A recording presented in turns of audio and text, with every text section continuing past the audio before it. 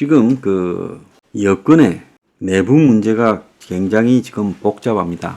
최근에 보면 홍준표와 이준석이 서로 손을 잡고 화끈한 사람 총리시켜라. 그러면서 홍준표 또한 이준석이 괜찮은 정치인이다라고 말을 하면서 둘이서 좀 놀고 있어요. 또 홍준표는 다른 한편으로 한동훈이가 다시는 정치권에 복귀하지 못하도록 압박을 하고 있어요.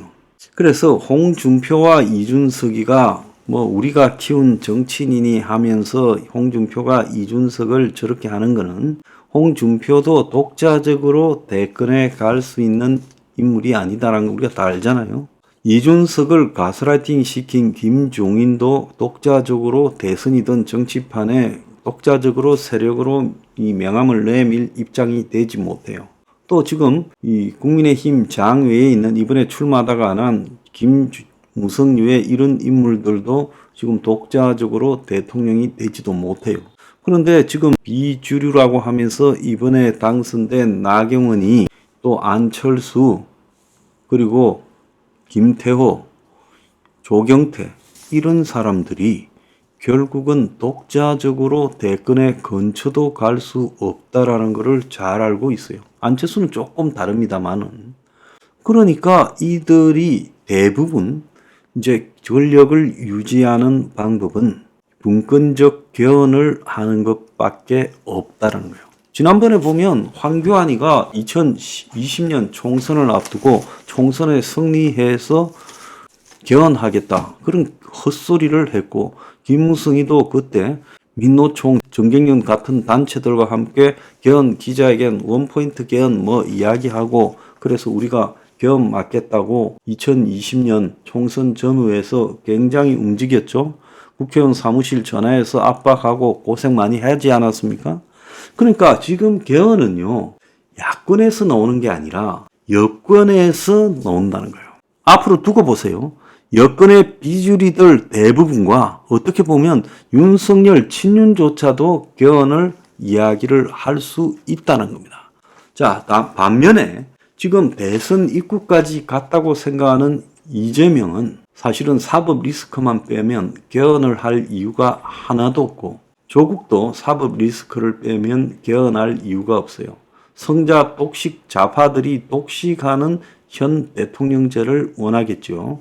자, 거기에 반하면 이번에 참패를 한 국민의힘에서 떨어져 나갔던 이준석 일파에서 지금 전부 개헌하자라는 쪽으로 갈 수 있다는 겁니다. 그래서 이준석이가 노골적으로 개헌위한 대통령 임기 단축을 계속 언급하고 있고, 또 이준석이 당의 지금 비례대표로 배지를 달은 천하람이가 이준석이가 다음 대선 3년 남은 거 확실하냐 하는 말에 대해서 탄핵보다는 임기 단축을 시사한다고 라디오에 나와서 언급했어요.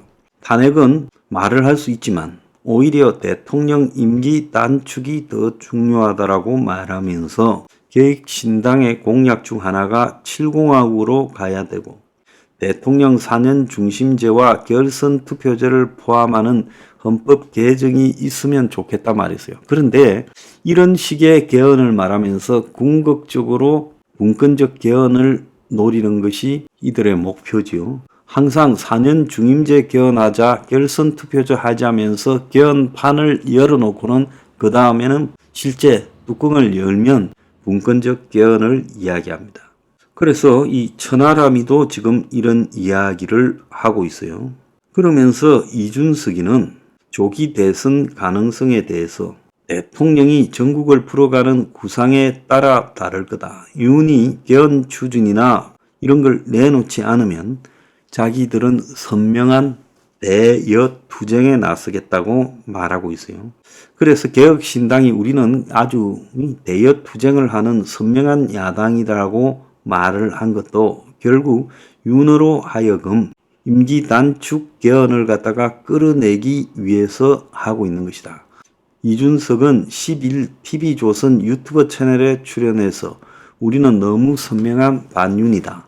제가 야당으로서 하는 외부 총질이 셀 거다. 이야기를 하면서 현 정부가 임기 단축 개헌을 선제적으로 던지지 않으면 국민이 바라봐 주지도 않는 상황이 올 거다라고 이야기를 하면서 윤 대통령이 대통령 그거 뭐 귀찮습니다. 저는 그런 자리 관심 없습니다. 이러셨기 때문에 그냥 임기를 좀 단축하는 개헌의 주인공이 되는 게 대한민국 정치 발전에 도움이 될 것이다. 요렇게 지금 말을 하고 있어요. 계속 지금 이런 말을 이준석이가 반복적으로 하고 있습니다. 지금 이준석이의 그야말로 이 대부 역할을 김종인이 하고 있는 상황 속에서 김종인은 이준석을 통해 가지고 지금 개헌을 주장하는 세력을 지금 확보했어요. 야당 중에서.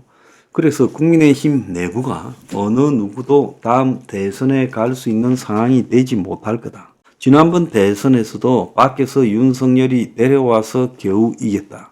그래서 자체적으로 후보가 없는 상황 속에서 윤이 궁지에 몰렸으니까 국민의 힘을 다 이끌고 개혁신당과 더불어서 개헌을 하게 만드는 이 촉매제 역할을 하겠다는 거예요. 자, 그러면 윤이 지금 이재명 조국에 대해서 가지고 있는 카드가 결국은 법적 리스크에 대한 그래도 집권 여당 대통령으로서 힘이니까 이런 영향력을 가지고 개헌으로 끌고 가면 지금 야당 민주당 속에서 친문들도 개헌에 합류할 수 있다. 결국은 지금 이재명 세력만 빼고 개헌으로 다 빼내자. 자, 이걸 갖다가 지금 머릿속에 두고 있는 거예요. 자, 그래서 이준석이가 여권 내부를 다 겨냥한 것이다.